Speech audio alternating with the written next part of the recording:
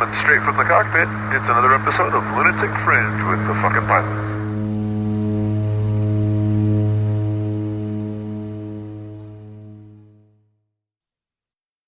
Ready, set, go. All right, back in the can for another edition of Lunatic Fringe Into the Void, and fuck am I bored. It's been a whole lot of sitting around on my ass.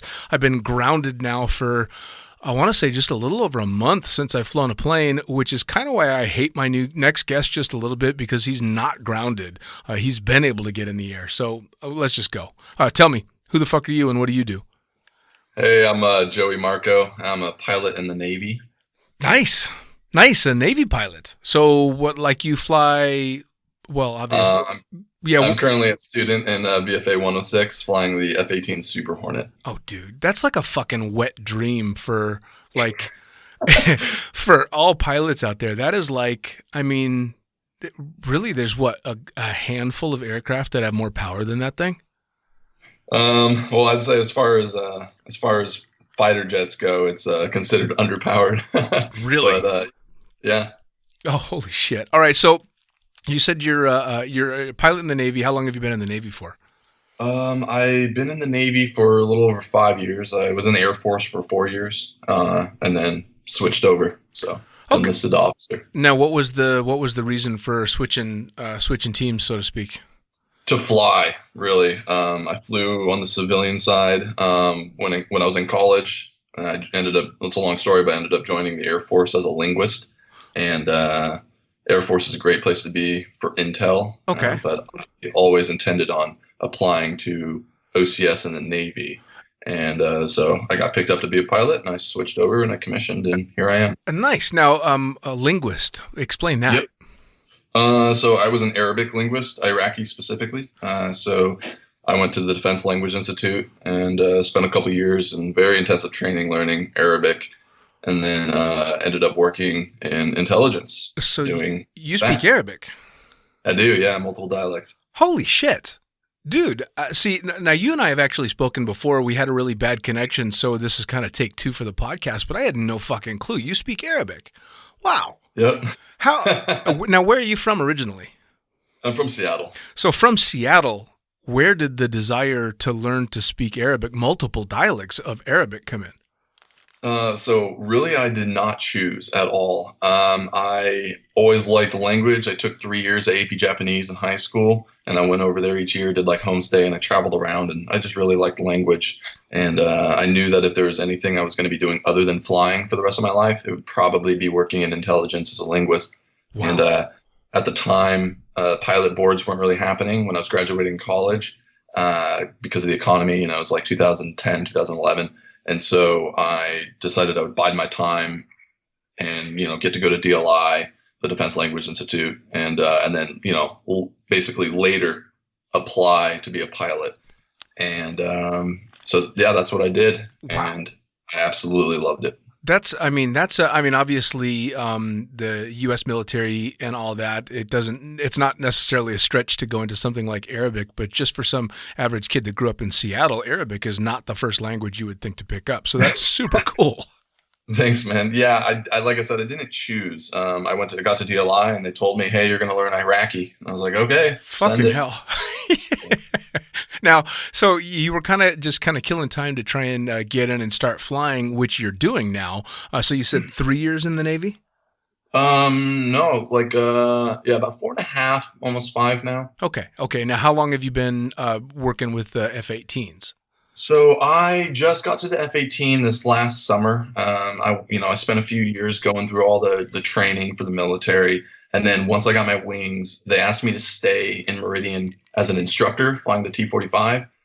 So I instructed in that jet for about a year. And then I finally checked into my squadron here in Virginia Beach, flying the F-18 Super Hornet. Okay, so put it in terms skydivers can understand. Where are you in your career with F-18s if you were, say, a jumper? Like, how far along in your career are you? Yeah, I'm essentially a 100-jump wonder in the F-18. Oh, fucking yeah, Jesus. So really it's a crapshoot whether or not you're going to survive it. Well, I'd like to think that I have better chances than that, but yeah. Wow. In general, just kind of getting started. Right now I'm in a strike phase, so we're like learning how to, deploy or employ weapons, dropping bombs, all that fun stuff, doing close air support. But yeah, I'm just a student right now. Okay, now I'm going to stretch my knowledge on the F-18, which is very, very little. F-18, there's two different types in regard to seating. There's single and then there's the tandem. Is that not correct? Yes. So the E model, the Echo, is a single seat Super Hornet, and then the F is a 2-seat Super Hornet. And then you have the Growler, the G model, which is an EA-18. And they do electronic attack, and they're also a 2-seat. Okay, so now with the 2-seat, and I apologize for all the skydivers that just want to talk about jumping, but fuck you, I want to hear about F-18s.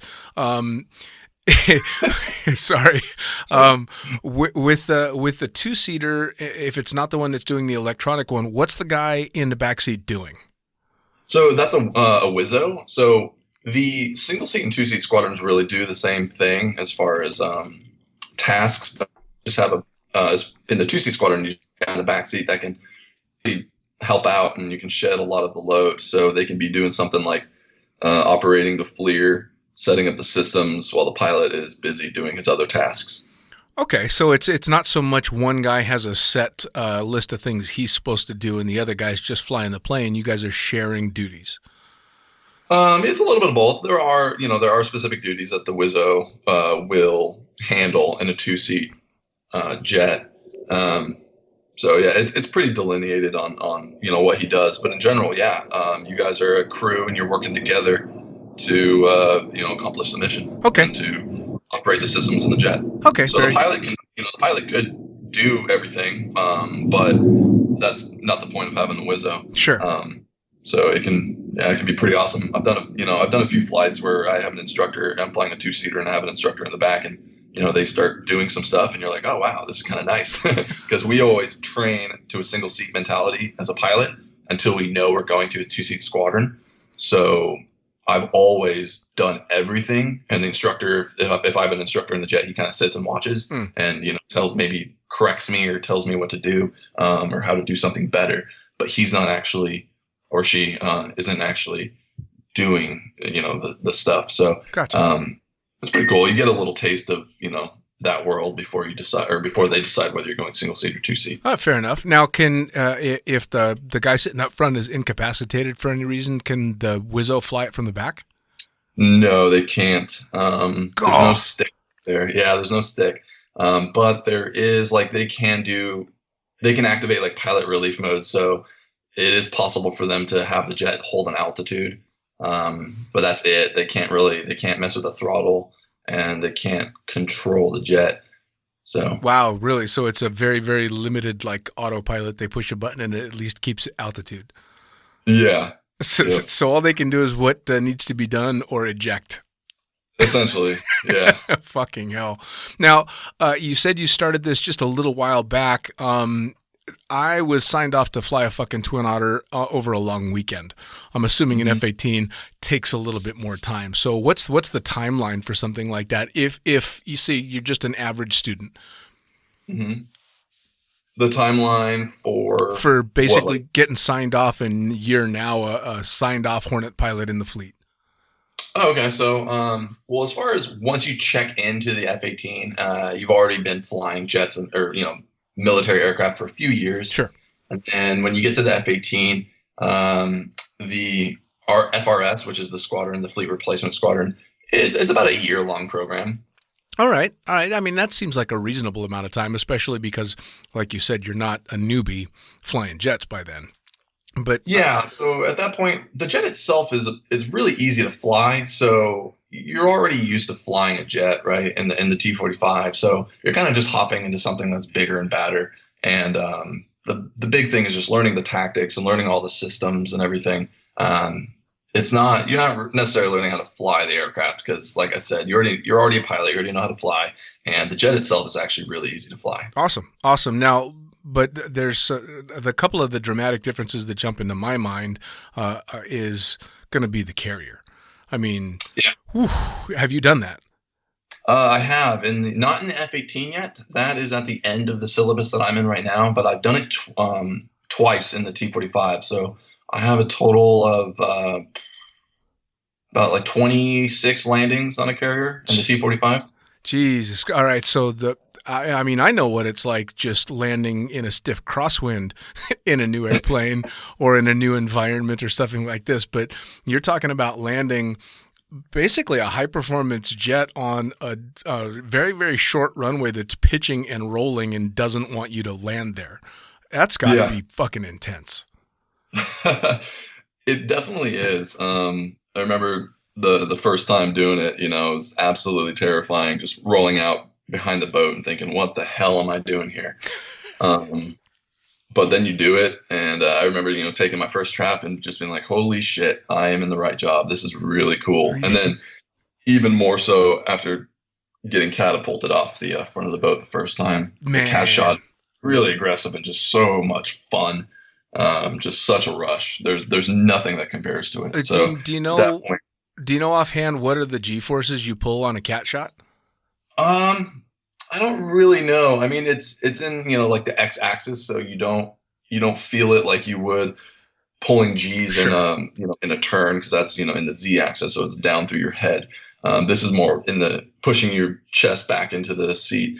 So I don't really know. I can tell you for the T-45, it was like 0 to like 130 miles an hour in like just under 2 seconds.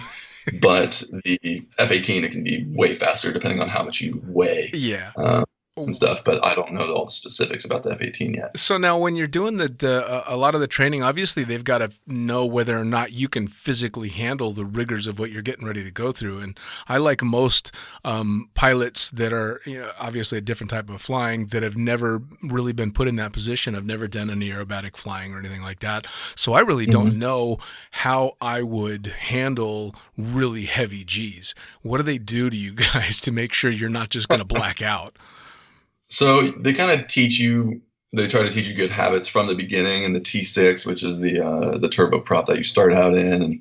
And then if you go jets, they put you into the centrifuge out in Texas. And that's where you fly what's called the F-18 profile. And they further teach you the AGSM, the anti-G straining maneuver. And so you have that tool. And so when you're pulling G's, you can use that to stay conscious. It's a special kind of straining and breathing technique that helps keep the blood in your head. That's like the aggravated O face from what I've seen. Pretty much. You're squeezing everything from like the belly button down, and then you have to kind of relax everything from the belly button up. And you use a specific quick exchange of air and you use your glottis to kind of block it off, and it basically keeps the pressure high in your thoracic cavity, and it keeps your heart in kind of a normal shape so it can pump blood, because when you're pulling G's, your heart gets stretched out and it can't really pump blood through your body. So this helps keep that pressure high, and then you do a quick breath exchange, and it basically shoots oxygenated blood back into your brain and kind of keeps it there. Wow. So you don't pass out. You'll see it, your eyesight will go before anything else. So if you start feeling that, your eyesight is going away, you can start getting on the strain a little more. And that happens around, I want to say 3 or 4 G's, you start to really feel the effects? Yeah, I'd say so typically. I mean, it's going to depend day-to-day basis based on your hydration and also just your body composition, your height.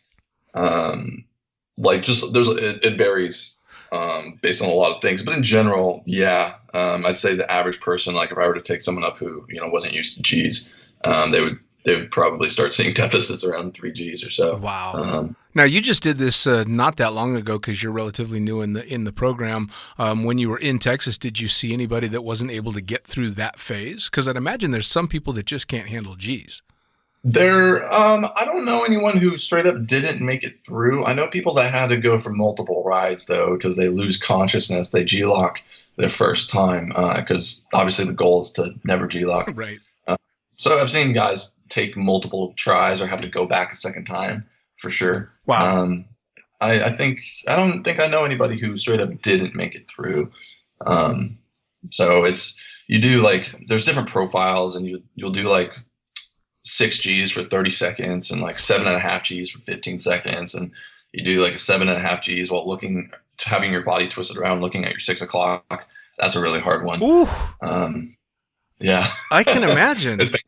It's painful in the centrifuge. It's a lot shittier than in the jet. You So know, you can do it in the centrifuge. You can do it in the jet. I've watched there's obviously you can hop online and see videos of guys doing this type of training, and it's quite entertaining to watch them. But every time I watch, as soon as somebody, as you use the term G-locks, their head just slams into their fucking chest.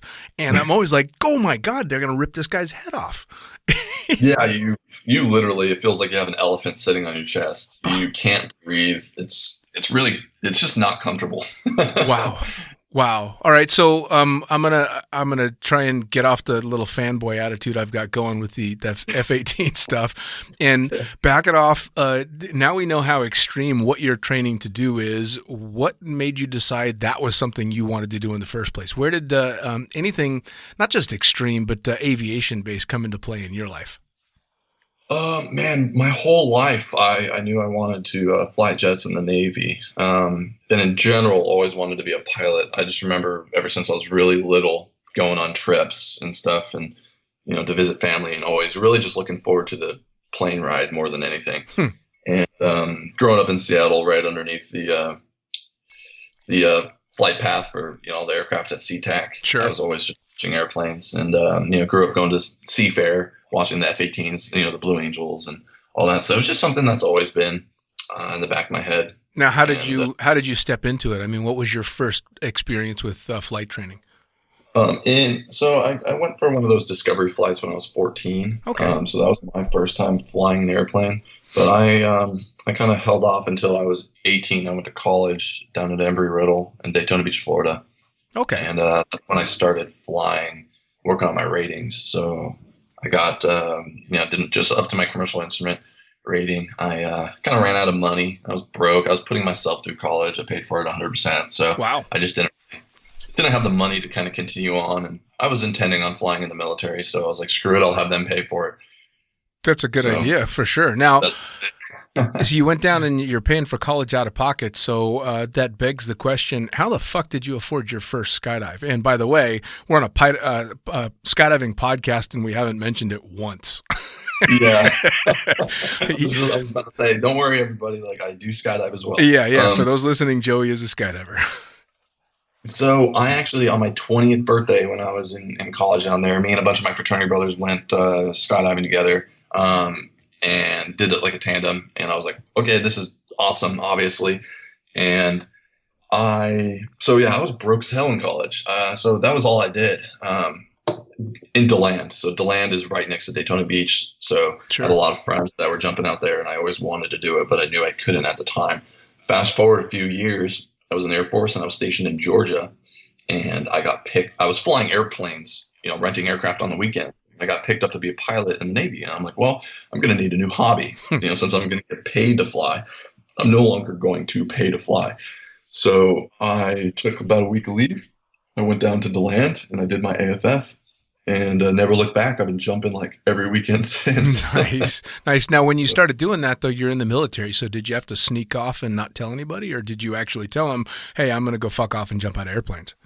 No, so I told them. I just did went through the process of the high-risk activity waiver, filled out that form, basically said these are the risks, and I acknowledge them, and this is how I mitigate those risks. And I've never had an issue with any of my commands with skydiving. Which is awesome. And there's military guys all over the U.S. who skydive and don't have issues. So if you go through the proper channels, it's really not a big deal. Well, I suppose maybe, skydiving, especially over the last 20 or so years, has become relatively mainstream. And obviously, being attached to the military, that's something that's been in the military for a very, very, very long time, is jumping out of airplanes. It's just funny because I know the military is very much dot your I's and cross your T's, and you don't do anything dangerous unless it's for us type of thing. So I didn't know if they would be giving you a hard time because obviously, especially as a pilot, you can't twist an ankle. You can't break a leg. Yeah, exactly. And that's the thing. I think in the pilot community, people really understand that. I just explained that skydiving is a lot like flying in that it is inherently very risky, but those risks are mitigated very well.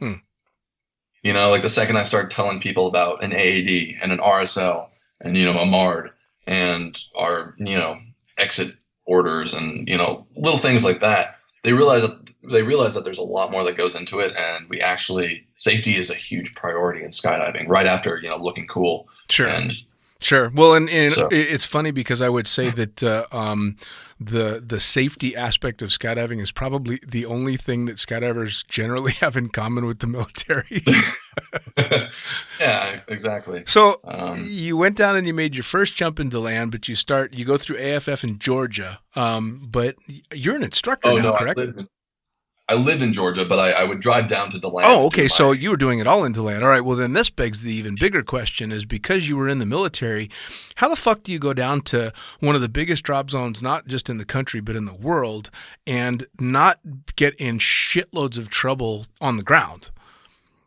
I honestly, I feel like DeLand is one of the most tame DZs I've been to because, I don't know. It's one of those DZs where at the end of the day, everyone goes home. Okay.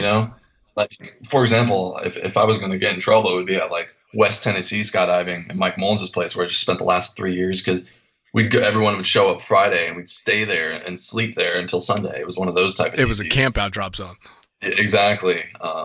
And that's where, I would definitely see partying and stuff. But in general, I don't know. I keep it pretty tame. I'll drink and stuff, but that's about it. Well, now, and I always keep skydiving and my job at the, I always, I don't know. I guess I'm there for skydiving. Sure, really. sure. Socializing, obviously, but I love to skydive, and so I would love to be able to get up in the morning and jump, especially when I'm at boogies and camps and stuff like that. I tend to keep it pretty tame. Nice. Now, what was your progression? Because obviously, you had to have been a really busy guy because you're talking about being relatively new in the Navy, getting picked up to fly, which means that you're probably being smashed with data and new information all the fucking time. And you're learning how to skydive and eventually become an instructor. How does that work? Because most of the skydivers I know, it's one or the other. It's real life or skydiving. Yeah, for sure. So basically, I joined the Navy with maybe 35, 40 skydives, and then now I have about 1,400 skydives. And so I kept it. I was jumping every weekend, and what I did was I really just went hard Monday through Friday at work. Even if I wasn't scheduled or I felt like I had nothing to study, I always made sure I studied something. And at least, good 5 hours, 6 hours I'd try to put in each day to study something, whether it be to work ahead or really just hone what I already know. Because my biggest fear was being kind of caught with my pants down in a brief or in a flight where I didn't know something, and I wouldn't ever want them to attribute it to the fact that I spend my weekends at the drop zone. Sure. Because, everyone knew that I jumped. All the instructors would know. And so, yeah, if I ever messed up, they could easily be like, well, maybe you should focus more on your job, right? And I didn't want them to think that I wasn't focusing on it.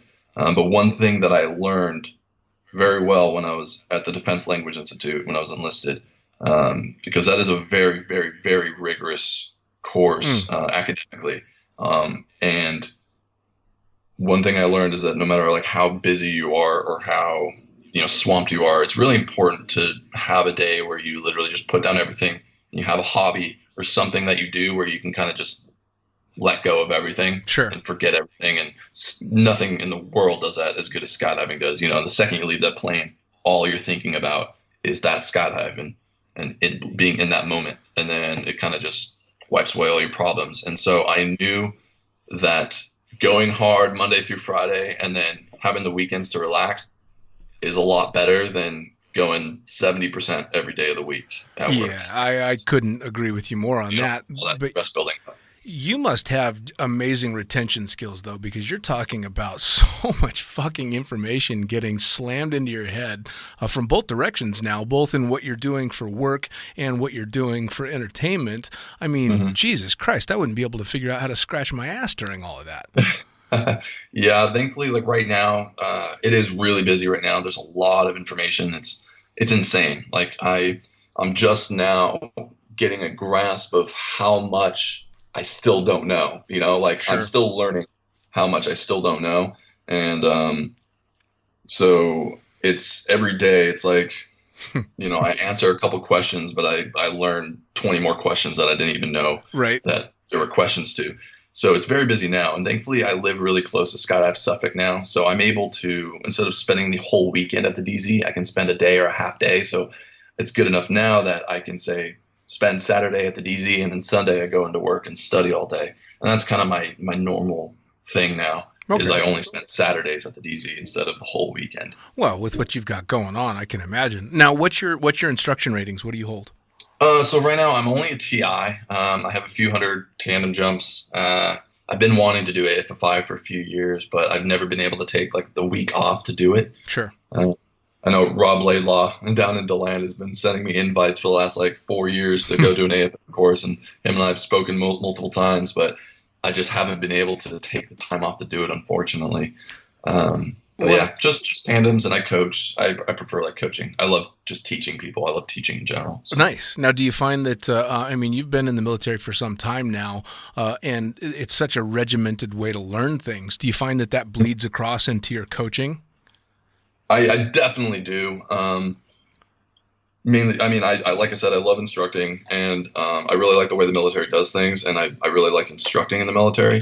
And so I think I do kind of take that same approach when I'm coaching, which has its, positives and negatives, because a lot of civilians aren't used to being trained like that, right? Right. And so you kind of have to remind yourself to tone it back a little bit. And, especially not everyone takes this as seriously as you might, right? Right. And like me, I take every jump very seriously. I like to always learn something on every jump, and being able to take learning points from every jump I do, just like I would a flight. And Sure. I learned pretty early on that not every skydiver's like that. Not every skydiver's like that all the time. No, not at all. It's kind of funny because I wouldn't say that I'm free and loose with my training style, even as an AFF instructor. I'm a little bit more so with tandems, but as an AFF, I was relatively regimented, but still pretty loose around the edges compared to a military mentality. But my favorite students out of all the students as far as ease as an instructor were military guys. They're fucking great, man. You tell them what to do, and they don't know the word why. Why doesn't fucking exist in their vocabulary. I don't even think that letter exists in their alphabet. Fucking why doesn't exist. You just tell them and they do it, and it's amazing. Amazing. Yeah. I feel that. I do like bringing my friends from work and getting them into jumping. Well, especially if you're working with a bunch of pilots. They fall into it pretty easily, no pun intended.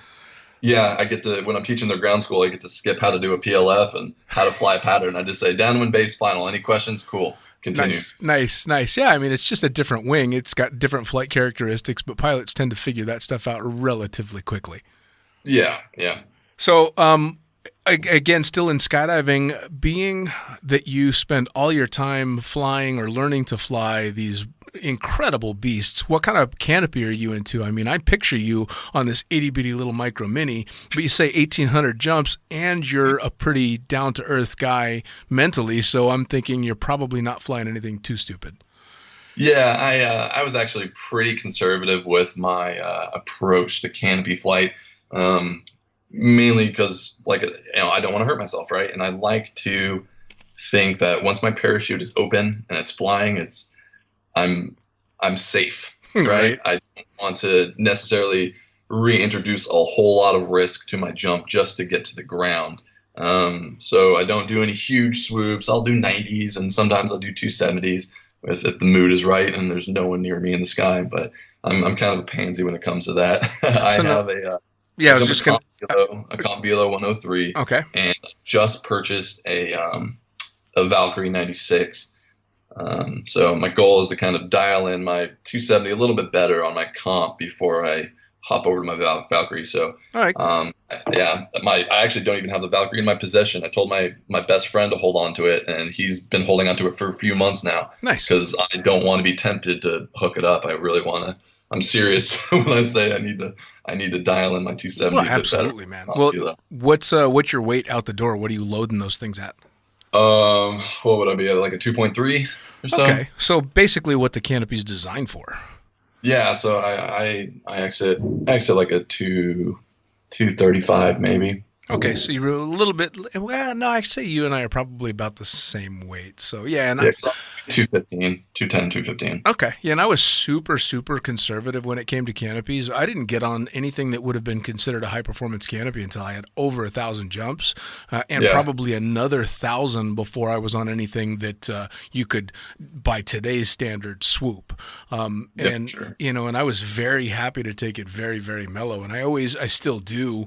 I've got a ton of friends that are amazing canopy pilots, and I'm just blown away with what they can do. But I found that I have no desire to do what they do because I don't want to break all the bones that they broke. For sure.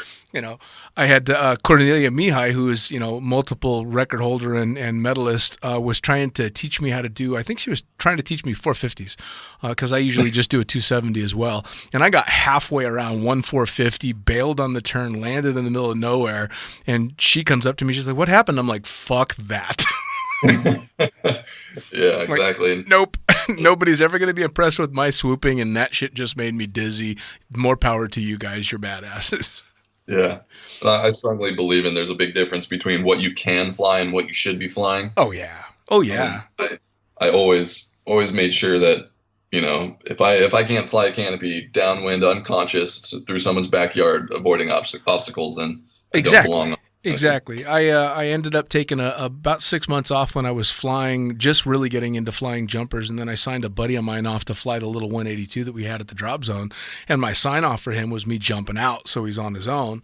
And I bail out and hadn't jumped my Velo 103 in probably 6 months. I hooked the damn thing like I'd been on it last Tuesday, stayed on the rears too long, stalled him out, and broke my tailbone. Yeah, so I'm sitting there with a broken tailbone going, oh, so yeah, those guys I keep giving shit to because they're not current. Yeah, I guess that would be me. Oops. And it was a great lesson learned, and this was after I think I probably had 8,000 jumps at the time. And I'm like, oh, okay, you can be an idiot no matter how many jumps you've got. You should probably stay safe. So handing that other canopy off to your friend is a damn good thing. That says a whole lot. Yeah. So now with skydiving, what's your for fun? What's your jump of pleasure? What's your go-to for you want to just go out and have fun? I mean, in general, free fly. I pretty much only do free fly. I'll hop on the occasional belly, especially if it's like a big wave or something. But I do love doing like sequentials, and I like really, really wild 3D angle jumps, big old transitions, and kind of jumps that do everything. Where you maybe go vertical, turn some points, start moving, stop, re-meet up, flip a pancake or something, just like wild, all over the place type jumps. Nice. Just get out and have a little bit of fun. Now, yeah. I was saying at the beginning of the podcast that I'm jealous because I've been grounded for so long with, obviously, even when this airs, I'm sure we'll all still be sitting around with the coronavirus going around. But you've not been grounded. You've still been able to get up in the air. So I kind of fucking hate you just a little bit. Yeah, I'm pretty fortunate. Yeah. And so the flying that you've been doing, in fact, the reason that I initially hit you up to come on the podcast is you had posted a social media video of you flying in formation in the 18s. Mm-hmm. That's just got to be so fucking cool. It definitely is. I guess you don't really think about while you're doing it, right? And that's one thing I love about when someone in the flight takes a picture or something, because it's something I can look back on and I can remember, yeah, that's pretty cool. Sure.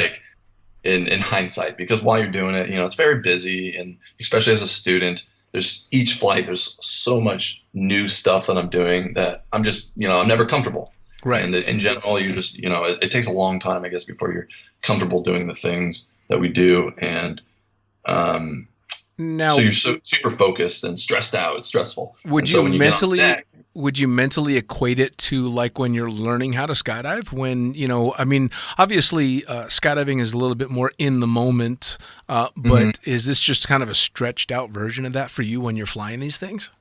Honestly, I'd say I mean, obviously this is way, way harder, but I always found skydiving to be quite relaxing. Mm, Even when I was first learning, like I'd say by the time I got my A license, right, I feel like most of the learning is happening kind of just subconsciously. sure. And, the only time I feel like it's really conscious learning is like in the tunnel. But in, yeah, I can't really compare the two. Okay, For no, me, fair enough. skydiving is very relaxing, even at its most, even at most insane. If I'm on like a big way or something like that, or a really hard jump where I'm the shittiest skydiver on the jump, and I'm like, please don't fuck this up, please don't fuck this up. Right. Then it's nowhere near stressful. Which So, most people will be very happy to hear that an F-18 pilot says that skydiving is mellow. It would be different if someone that said they were a baker said that skydiving was mellow, because there's a lot of people that skydiving, it freaks them the fuck out, but they're muscling through and they're learning to, cope with the stress and cope with the fear, because for most people, that's as intense as it gets. I mean, there's just not much more beyond skydiving for a civilian that can go out and do something that intense. So I want to hear an F-18 pilot say skydiving is relaxing. yeah. That's what I want to hear. Now, have you thought about, you mentioned tunnel. Do you get a bunch of time to get in the tunnel? Yeah. So when I was living in Mississippi, that's when I started. I was flying the T-45 out there, and that's when I started doing tunnel. And I would take like a week of leave and go up to Utah to Ogden and fly with all those guys. And they're really the ones who got me started and got me to where I'm at now. So I did about 3, maybe 4 trips up there. Flew a total of like 12, 15 hours. And then now I live about a block away from iFly Virginia Beach. Oh, nice. And my roommate is an instructor, so that helps out. But I go to the tunnel all the time now. It's pretty Virginia nice. Beach is Ray Kubiak's out there, isn't he? He is, yes. Oh, you need to, when you see Ray, you need to go up to Ray and you need to give him a big kiss on the mouth if you've got the balls, or on the cheek if you don't, and tell him Princess told him to say hello. I I got actually, the balls. please, Kubiak, watch out. big smack right on the mouth. And I say this every time he comes up on the podcast because it's my only bragging rights that I have in the tunnel. I taught Ray Kubiak how to fly in the tunnel. Oh shit! Yes. Yes, he was the worst fucking I didn't student even- I've ever had. He was I didn't even think that was a thing. I thought like he was just born he was that badass. born with, being the tunnel god he is now. No, Long man. time. I was a tunnel instructor in Las Vegas. That's how I got my start in the sport. And he came, and I think he was going to work the front desk, but he ended up getting a gig as an instructor. But Ray's like 6'4", 6'5". He's skinny as hell, and he had the worst body position. So literally for the first week he was learning how to fly, he would just track face first into the wall. Nice. Yes, and eventually, of course, he got it and then became the tunnel god that he is, but I get bragging rights, and I get to say that I was one of the crew that taught him how to fly in the tunnel. That's pretty awesome. Yeah. Well, and the kid's just fantastic, and talk about a big heart. So, yeah, if you've got Virginia Beach as a tunnel, fucking hell, man, your life is paved with gold. Yeah, I'm definitely very, very happy that I live here. I couldn't be happier. Now, as you're moving forward with your training, you say it's about a year total. What comes next? I mean, again, I don't know how it works, but you're now a signed off F-18 pilot. Where do you go from there in your career? Yeah, so you go to the fleet, you go to a fleet squadron, and that's a 3 to 4 year tour where that's where you're doing the deployments and the workups and all that fun stuff. You looking So forward? I'll find out late this summer what squadron I go to. You looking forward to ship life? Yes and no. Yeah, I mean, as much as anyone, like it's one of those things I know it's going to happen, and I'm sure it's going to be a lot of fun. Maybe sometimes the most fun I never want to have again, Right. type thing. Right. But yeah, I'm looking forward to it. I'm looking forward to finally going out and doing the thing and Sure. what I've been kind of training for years. Well, and I mean, let's face it, you're training to become what, and I don't care what kind of pilot you are, don't lie and tell me you haven't daydreamed about flying F-18s, because fuck you have. I certainly have as well. You're getting to do what most of us would only daydream. I mean, what is it, 0.1% of every person that's ever touched a fucking plane is going to get to fly an F-18. So how cool is that? I don't know the percentages, but yeah, and I like to keep that perspective. Like I'm very fortunate to that the path I took to get here got me here. I'm fortunate that it worked out, and I'm very grateful for that. Sure. And I remind myself of that all the time. That I'm very happy to be where I am, and I worked really hard for a long time, and Sure. it's nice to see it pay off. And I'm fortunate to be in the squadron I'm in and be doing what I'm doing. Which is awesome. I mean, I've said it many, many times about even my gig flying jumpers into Twin Otter is I work in an office where I obsessively take pictures out the window of the same view I'm over every day just because something's a little bit cooler or a prettier color. And who the fuck has offices that they can't stop taking pictures out the window? I mean, pilots and skydivers are kind of the only groups, and so I consider myself extremely fortunate that I get to do that kind of thing. Because I mean, come on. Now, back to a couple other questions, and then I'm going to try and drop the jet stuff. When you're learning how to land for a carrier, are you doing practice landings on land with an actual cable catch and everything? So you're doing the landings on the runway, and the runway will have a box painted on the side of it typically, and that's the carrier box. Mm-hmm. And then next to the runway is the IFLOS, which is the basically the lighting system that gives us our glide slope indication. So we fly it just like at the boat. Now there are arresting cables going across the runway, but they're not coincident with the carrier box or anything. They're for like no shit emergencies. Okay. So we don't like drop the hook when we're doing it at the field. We bounce. It's literally touch and go. So you're just going around the pattern doing touch and goes because it's the exact same mechanics as how it will be at the boat. Like whether you have the hook down or up, it doesn't really matter. So when you go to the boat, the second you touch down, you slam mill power and you take off again. Now if your hook is down and it catches the wire, then you stay on deck. And then once you feel that deceleration, you'll look up, you'll see the lineman guy telling you to throttle back, and you throttle back at that point. But you always, when you touch the deck, you always plan on going flying again. Sure. So your basic rule of thumb is you slam into the deck with the gas full up because you are just not expecting to catch that wire. Yeah. So the deck's actually like a surprise. You're really like looking at what we call the ball. So you're flying the ball to touchdown, and you're staring at that, and you have a scan that you go through, and the second you touch down, the second you feel that slam, you just slam the throttle forward. Sure. And if you bolted, meaning you missed the wire, then you're airborne again. If you're not, then you're stopped. Fucking intense. I mean, I've had the privilege of working on deck on a carrier and watching flight operations, and I was working with an F-14 squadron back in the day, way back in the day, and watching them slamming into the deck and catching the wire, and every once in a while having to go around her. One of the coolest visuals that I will never ever get out of my mind was standing up on, I think they call it Vulture's Row. So you're up above the flight deck watching night ops and watching an F-14 getting ready to take off, and the jet blast deflector, that big wall that comes up behind the plane so you don't melt the guy behind you, is up behind this guy, and he's got full power in, and there's just flame hitting the jet blast deflector, almost licking the canopy of the jet behind him, which is staged to go. The most fucking intense thing you've ever seen. And then you can explain this too, and again, this is more fanboy bullshit. When the jet takes off, it's bright lights and everything's fucking just out of control, and then as soon as it's off the deck, the thrust just disappears. What the hell's going on there?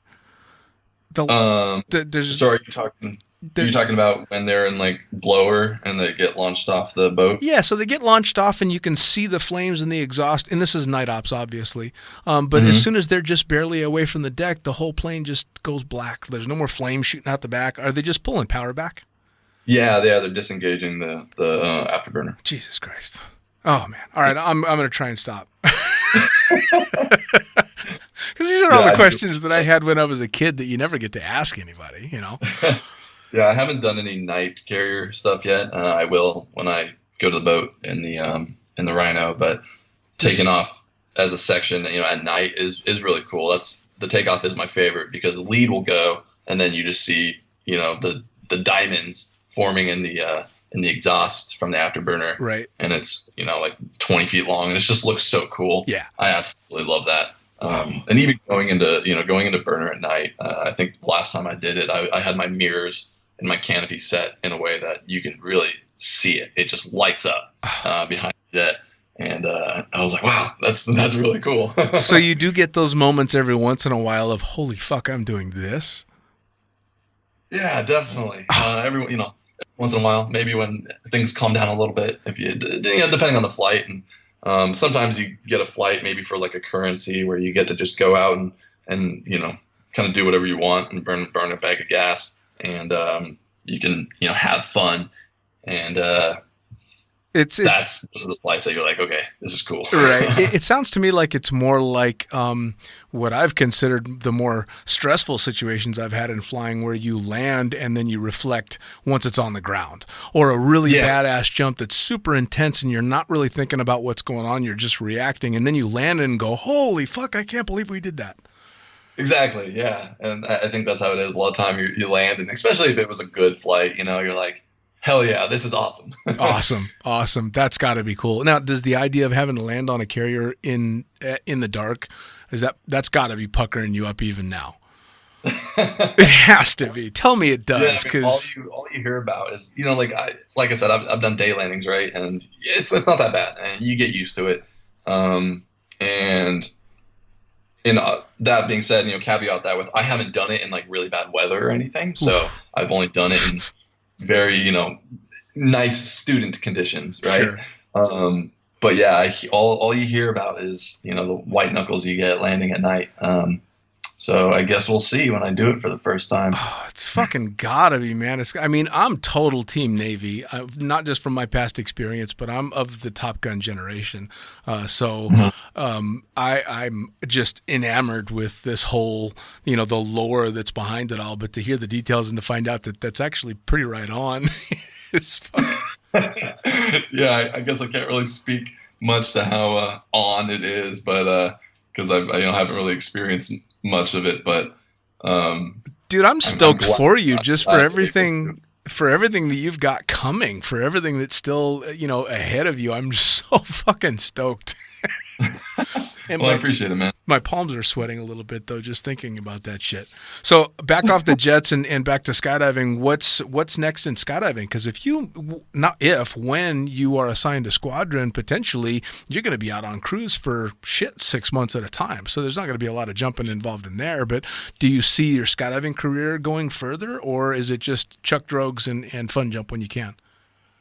Yeah, well, first off, chucking drogues, it's I don't do that much. I'm mostly a fun jumper. Okay. I always do at least 2 jumps per tandem. So that way, the money I make doing tandems at never more than break even, right? Nice. So because I am a fun jumper through and through. Well, I think we talked about this last time. You have something that most people don't have, which is the luxury of a job that pays for everything else that you need, and skydiving is your escape from that. So skydiving isn't income for you. Yeah. So I mostly do tandems when I'm like bored and maybe there's like cute girl, not a lot of jumps going on that I want to get on or something, and I'll just throw drogues instead. Awesome. Like, hey, instead of sitting around, I may as well make money, right?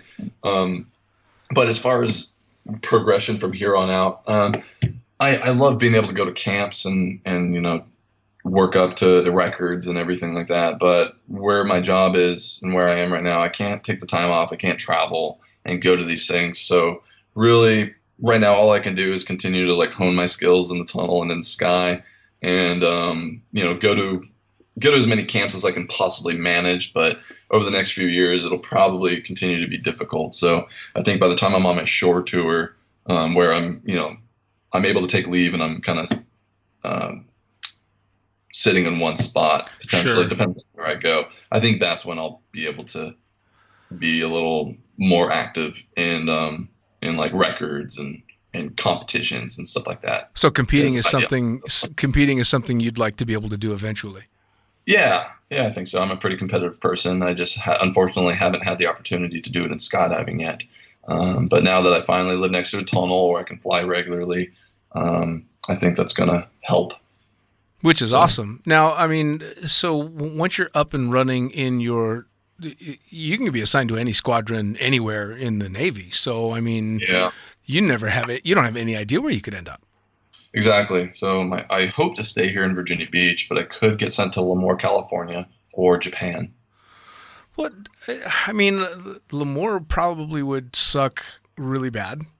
I know Lemoore. Yeah. I mean, at least there's skydiving, nearby, like within a few hours. There's a few drop zones. And, I like California drop zones. But yeah, I'd rather stay here for sure. Are there no more squadrons floating out of? Well, actually, I suppose they would still be out of San Diego, but you'd be attached to a base that's inland. So that's San Diego is Marines. It's all Marines. So the whole fucking city's now Marines. Fuckers. Well, as far as fighter aviation goes, like the F-18s. Yeah, because they stole Top Gun. They stole Miramar. They stole Miramar. Yeah. Well, Top Gun. Actually, we talked about that last time too. Top Gun is still a thing, right? Yeah, it is. It's a school. So. And it's basically just a school to advance whatever skills you guys already are learning. It's just kind of a little bit more intense. So like people get sent there, and like I said, I can't really speak as an authority on the subject or anything, but they're the ones who like put out the most recent like recommendations on how we do things, and the change in the advancements and tactics and everything. Okay. All right. So they kind of train to that, and they, I guess, keep the fleet like standardized to that. Nice. Standard. Well, I'll just have to go watch the new Top Gun movie, because clearly that's going to be what it's like. Exactly. Because the fucking first one was so bang on perfect. We won't even go into that. So as we get towards the end of the podcast, I always ask a few questions, but I have an extra one for you. I always ask people, and because you're a coach and a tandem instructor, you can answer this. Someone is just getting into the sport. What should they be thinking? What should their mentality be walking into skydiving, not knowing what direction they want to go, just that they're enjoying jumping, but they want to stay safe? What would you say for someone that maybe they've been doing the same thing for a long time, they're kind of burned out and just not feeling it that much anymore? And what do you say to the person that's listening to the podcast going, I fucking want to fly F-18s and I'm young enough and smart enough, how do I get there? So for your first question, someone first getting into the sport, I think obviously it's a steep learning curve. And I think more important than your skills in the sky is the approach you take to safety and your progression. So biggest thing is, have big eyes, big ears, small mouth, right? So absorb as much as you can, ask questions, ask why. And that's one thing that I try to, I guess, teach people in the sport is not only what we do, but also tell them why, because there's certain things that I feel like most skydivers really lack in knowledge, is really understanding why we do certain things the way we do. Sure. And having that inherent understanding, I think, is going to make you just a safer skydiver, and being able to apply that knowledge to maybe new scenarios, I think it's going to, like I said, just make you safer. Sure. And so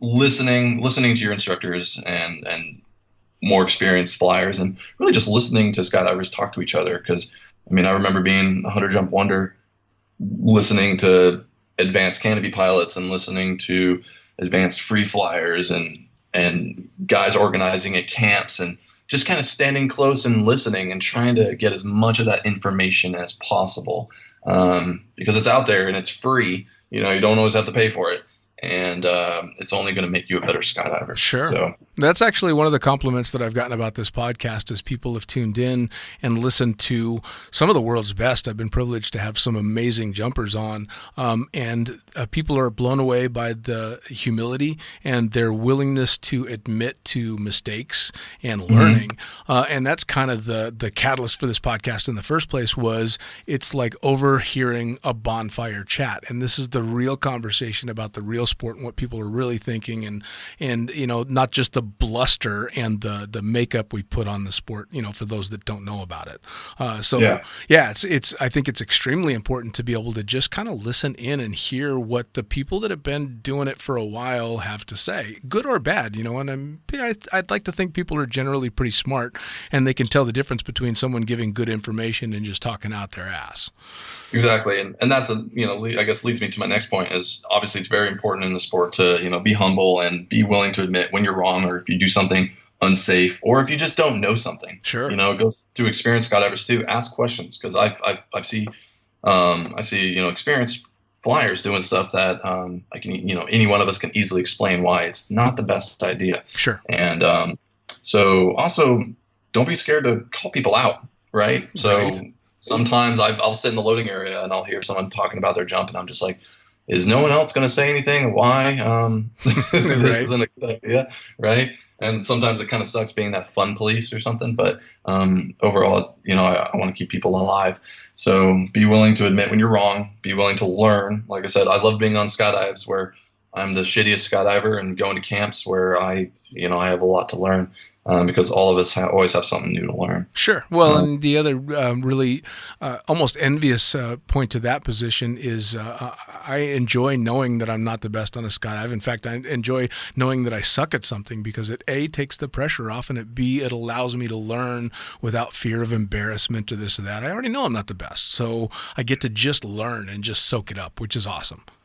Well, my philosophy is always be the second worst skydiver because if you're the second worst, you can count on the worst skydiver to dick it up for everybody, right? And then they're the ones who aren't going to be invited to the next jump, but you will. So and you will always learn have someone slightly shittier. So if someone on the jump, like it's a complex sequential or something, someone's on the jump is going to mess it up. It's not going to be you, or it'll be you if that person doesn't do it first. Right. So you just got to hope that person does it first. It's not. Hey, believe me, I'm right there with you. I think that's fucking great mentality. Now you don't that's strike my take it till you make it philosophy. You don't strike me as the type of person that suffers burnout. So my second question is probably bullshit for you. So the burnout thing, I feel like I don't have a great answer, because I don't think there's really a universal answer to it, because you see people in their sport for so many different reasons and are motivated by so many different things.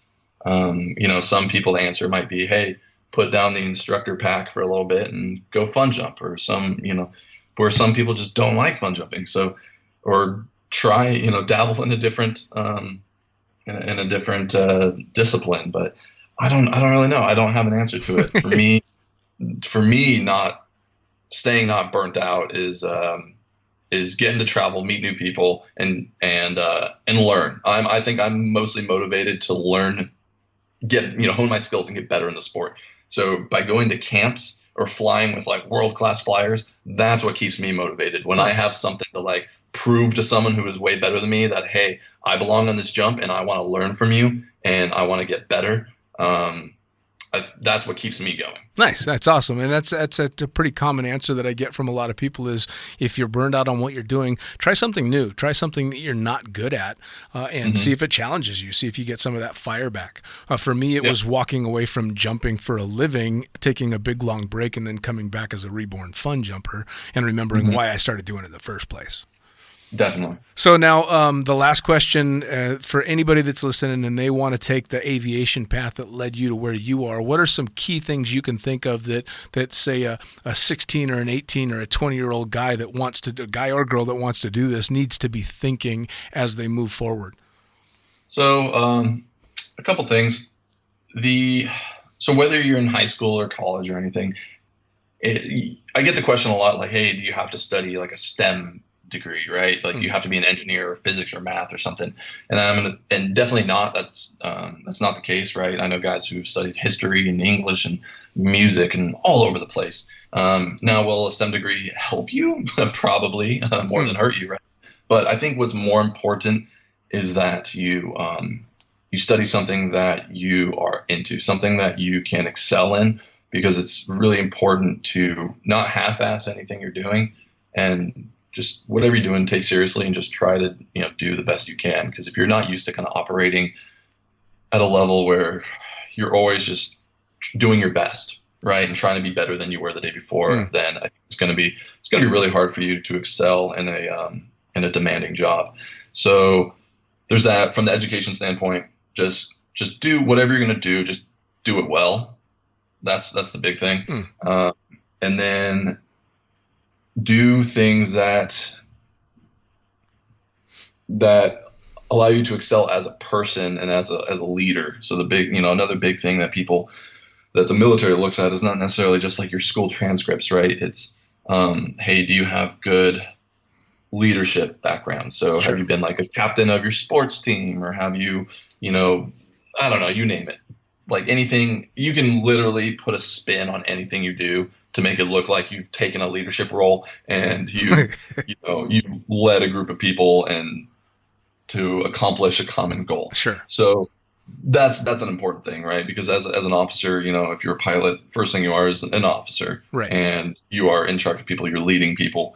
So that's a big aspect that they look at in the application process, sure. As well as obviously having good test scores and being physically qualified to do it. Sure. But some of the things that are in your control is your academic background and your leadership background. Now, what should they be aiming for in aviation? You said you got the military to pay for most of your aviation. If you want to walk in and try and be a Navy pilot or an Air Force pilot, do you have to have an aviation background, or can you go in with zero time? Yeah, I'd say most people do go in with zero time. Wow. They start from ground zero. The big thing is because like me, I came in, hundreds of hours on the civilian side, and I know plenty of friends that came in, they're airline pilots and stuff before they joined. And I can tell you one thing is that by the time you get through primary flight training, all that time means nothing. So if you do have prior time, it definitely can help you at the beginning, right? It can give you that leg up, but you can't treat it like it's going to give you that leg up. You have to press the I believe button. You just have to be willing to learn the Navy way or the Air Force way, and basically just have the humble approach to acknowledge that you're going to learn a lot regardless of how good of a pilot you think you are and how much you already know. Sure. There's going to be a steep learning curve regardless. Yeah. And if you just go into the training like you've never touched an airplane before, it's going to help a lot. And if you go around walking around thinking your shit don't stink because you have flight training, people are just going to dislike you. Right. So it's kind of along the lines of great, you know how to fly a plane. We don't care. Yeah, really, that's how it is. So. Fair enough. Well, and that's fair. I mean, it's the same thing along the lines of going through, say, an Army style paratrooper training and then trying to step into the skydiving world. The USPA doesn't give a flying fuck how many military round jumps you've got. It's it doesn't mix. You have the mentality and you know what it feels like to step off of an airplane, which is a great start. But in the big scheme of things, it doesn't mean all that much. Exactly, and that's a really good analogy because you might know exactly how the skydive feels. You might know how to fly a parachute a little bit. You might understand how the rig works, but you still got to go into it with a mentality that you're learning everything from the ground up. Slightly different rigs, slightly different airplanes, slightly different parachutes, different instruction methods. So yeah. Well, I think it's a good analogy. Dude, I'll tell you what, man, I wish you nothing but the best in the training that you've got going, and then, of course, getting a really good duty station and a good squadron so you end up in a good spot when it's time for you to go floating around and doing cool shit like protecting us. And by the way, if I haven't said it, thank you for your service for sure. Well, I appreciate it. Yeah, man. Yeah. Keep on trucking, though. Get out. Make sure you give Ray Kubiak a big fucking kiss for me. I will. Say hello to everybody in Virginia Beach. And thank you so much for taking the time to sit down. I got to, go all fanboy and shit on the jet stuff. And I do appreciate you answering all my goofy questions. Yeah, man. Not a problem. Thanks again for inviting me on. It was good talking to you. All right, Joe. You have a great one. You too, buddy. Bye. Awesome, dude. That was perfect. All right. Once again, that is another quarantine edition of Lunatic Fringe Into the Void, brought to you by a few people. First off, liquidskymask.com. Fucking how cool is this?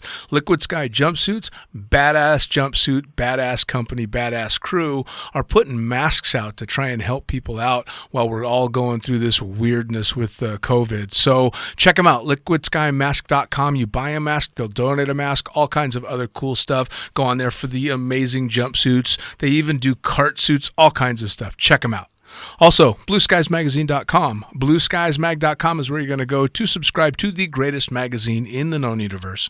It's where you're going to send those photos if you want to try and get them printed. You're going to write your articles to send them. You're going to buy the swag. You're going to do all that cool stuff. I mean, come on. It's fucking Blue Skies.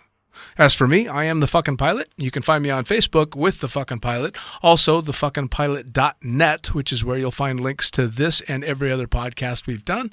And you'll find the links to both the books that I've written. That's the Blue Skies Mag's Fuckin Pilot book, which is the previously published articles all wrapped up into one, and the Accidental Stripper. Both of them are available in both print and digital form, and I'm about halfway through. I'm getting there. With all this sitting on my ass, there's nothing much else to do, so about halfway through the Accidental Stripper in audiobook. Again, thanks for coming out for this edition. We'll see you soon.